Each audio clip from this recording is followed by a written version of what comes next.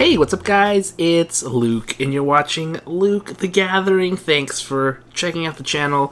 Thanks for being here. Really appreciate it. It was a super exciting night today because we drafted Double Masters 2022.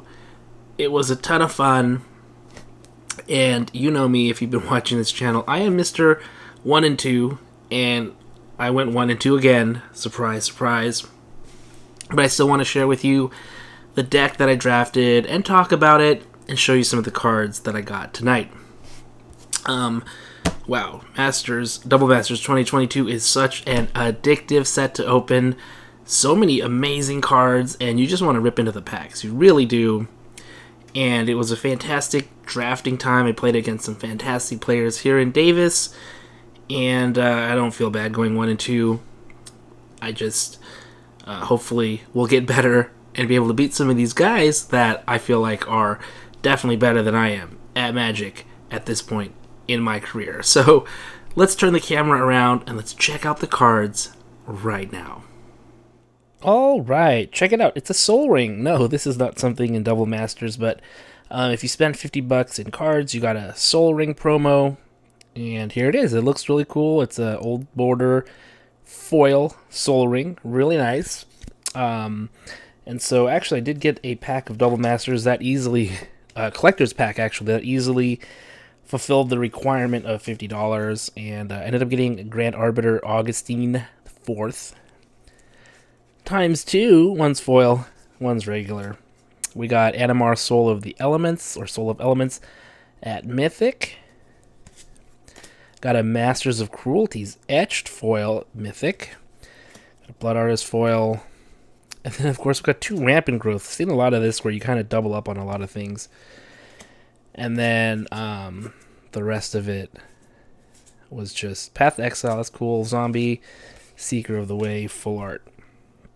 And also for participating in the pre-release, we got these couple promos, Weathered Wayfarer in foil, and Bring to Light. So yeah, those are kind of cool, like little bonuses that we were able to get. And then drafting wise, this is the stuff I didn't use. I used this Drake token, but I drafted a lot of rares. They were going around. People just weren't using them, I think because I don't know, they just didn't fit into their decks. But for example, I got this Atarka's Command, this Mythic Corridor, Ghost Chieftain, Joda Archmage Eternal. We got this Allosaurus Shepherd. This was actually pack 3 pick 1 for me. I was not in green, but you see this card and you just feel like you just better take it, especially since you can take 2 cards in the first pack. Atla Palani Nest Tender was another rare. Planar Bridge, Panharmonicon. I don't think was this one I took? Karvek, yes, I guess so. The Merciless, Smothering Tide, Greater Gargano. Look at all those rares. Just people weren't taking them. It was kind of nuts, but I understand that they're not. Some of them aren't the best. Some are pretty good. But Smothering Tide's pretty good. And Allosaurus Shepherd, pretty good too. But anyways, let's get to the deck. Let's see. We got Advanced Switch Wing. I didn't really get this card out very often, but it would have been nice to have it out more. 3/4 in the air that can come back. Pretty cool. Mana Leak. This is a counterspell, and it did well. I used it a couple times. Just a really nice counterspell, yeah. Lava Coil. This was great. Deals 4 damage to the creature, and then it exiles it instead if it dies, so that's really great. They never come back. This was a great sorcery, only for 2 mana. I used this a lot. Misfire Adept, I only got this card out once, unfortunately. Capture Sphere was really big for me. I actually had Kasmina's Transmutation in a lot, which was this 2 mana kind of like Witness Protection, where it turns them into a 1/1. But Capture Sphere was better. A lot of a lot of counters were just flying around today. And so, even if their base toughness got reduced to 1/1, those counters would have just raised them right back up. So Capture Steer was a lot better. Rift Bolt was great. 3 damage to any target. Dream Shaper Shaman cost 6. I never got to use its ability. Pay 2 and a red, sacrifice non-land permanent, and then reveal cards till you get a permanent. Never got to use that, unfortunately. Jeskai Elder was just a 2 or 1/2 for 2. It does have prowess, though, which gives it +1/+1 till end of turn if you play like a non-creature spell. These were great. I love the Izzet Boilerworks. I drafted 2 of these, and I loved having them. These were much better than I had initially thought they were. Deep Analysis, I cast a bunch of times. Spark Mage's Gambit was cool. Deals 1 damage to each of up to 2 target creatures, and then they can't block. Goblin Banneret. This guy, I guess, was kill on sight because they kept on getting killed. I drafted 3 of these Bloodwater entities. It was crazy. Especially with the ability to put instant or sorcery back on top of a library if you want. I took advantage of that a number of times to get some really just nasty spells back up there.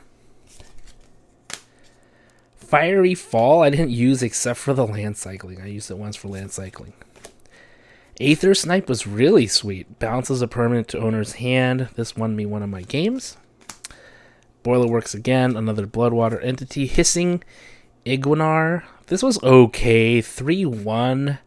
Not the best stats, really. Doesn't stick around. When it does 1 damage to target player or planeswalker, not creature, interestingly.